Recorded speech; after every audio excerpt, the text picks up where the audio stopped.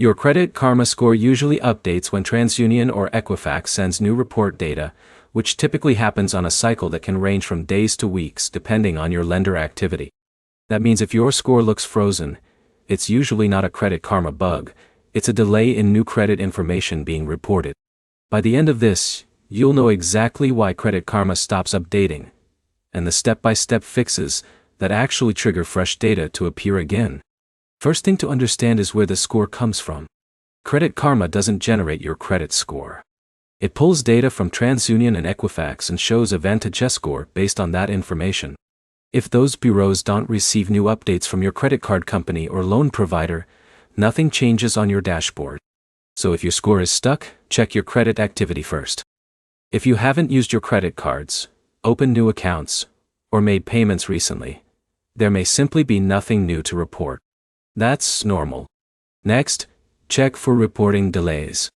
Some lenders don't send updates immediately after a payment. They often report on a fixed schedule, so your paid-off balance might not show up until the next reporting cycle. That delay alone can make Credit Karma look like it's not working. Now look at the app itself. If Credit Karma hasn't refreshed in a while, log out and log back in. Then force close the app and reopen it. This doesn't change your score, but it forces a fresh data pull from the servers. If you're still seeing no changes, check your internet connection and make sure the app is updated to the latest version. Older versions can sometimes fail to sync properly with credit bureau data. Another important point is account mismatch.